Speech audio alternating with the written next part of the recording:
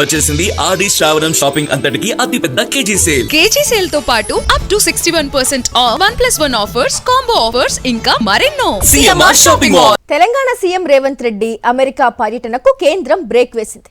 America వెళ్లేందుకు రాజకీయ అనుమతిని విదేశాంగ శాఖ నిరాకరించింది. సీఎం హోదాకు పర్యటన ఉద్దేశానికి అనుగుణంగా కార్యక్రమం లేదు అంటూ కేంద్రం క్లారిటీ ఇచ్చింది.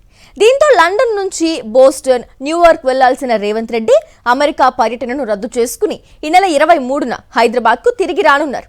అయితే ఆయనతో పాటు వెళ్లిన అధికారుల బృందం మాత్రం అమెరికా పర్యటనను కొనసాగించనుంది. కీలక విద్యా సంస్థలతో ఒప్పందాలు, భాగస్వామ్యాలపై చర్చలు జరపనుంది. తెలంగాణ సీఎం రేవంత్ రెడ్డి ప్రతిపాదిత అమెరికా పర్యటనకు కేంద్రం అనుమతి నిరాకరించింది.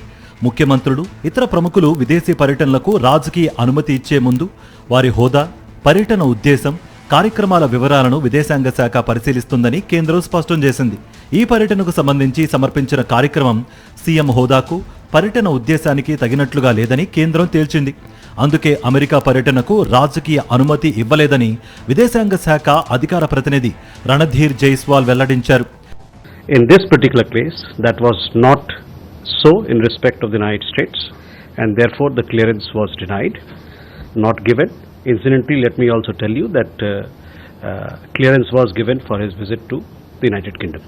సీఎం రేవంత్ రెడ్డి ముందుగా లండన్ నుంచి అమెరికా వెళ్లాలని ప్రణాళిక రూపొందించుకున్నారు. బోస్టన్తో పాటు న్యూయార్క్ సహా పలు నగరాల్లో పర్యటించాల్సి ఉంది. తెలంగాణ రైజింగ్ డెలిగేషన్లో భాగంగా ఈ పర్యటనకు ఏర్పాట్లు చేశారు.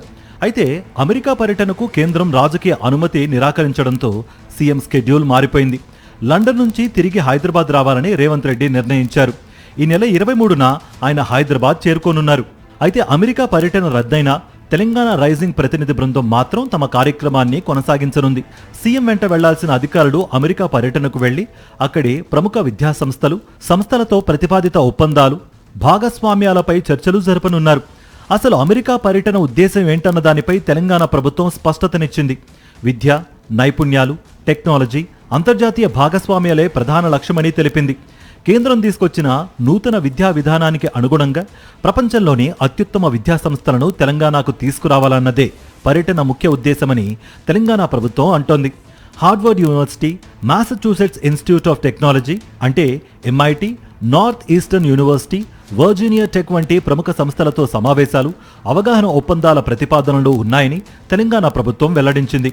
అయితే కేంద్రం రాజకీయ కారణాలతో అనుమతి నిరాకరించిందని తెలంగాణ కాంగ్రెస్ నాయకులు అసంతృప్తి వ్యక్తం చేస్తున్నారు. రాజకీయ అంశాలు దేశ నిర్మాణానికి, యువత అభివృద్ధికి అడ్డంకిగా మారకూడదని ఎమ్మెల్యేలు, మంత్రులు అన్నారు. అంతర్జాతీయ విద్యా సంస్థలను తెలంగాణకు తీసుకురావడమే తన పర్యటన లక్ష్యమని స్పష్టం చేశారు. మరోవైపు అమెరికా పర్యటనకు అనుమతి నిరాకరించిన రేవంత్ రెడ్డి లండన్ పర్యటన మాత్రం కొనసాగుతోంది. Oxford, Cambridge, London school of economics, London business school, university of లండన్కు చెందిన విద్యావేత్తలు, అధికారులతో ఆయన సమావేశాలు నిర్వహించారు. అమెరికా పర్యటనకు కేంద్రం అనుమతి నిరాకరించడం తెలంగాణ ప్రభుత్వం, కేంద్రం మధ్య మరో రాజకీయ చర్చకు దారితీసింది.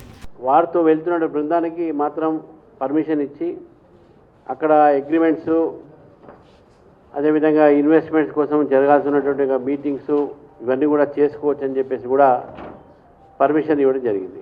దీని వెనుక ఎటువంటి రాజకీయం లేదు.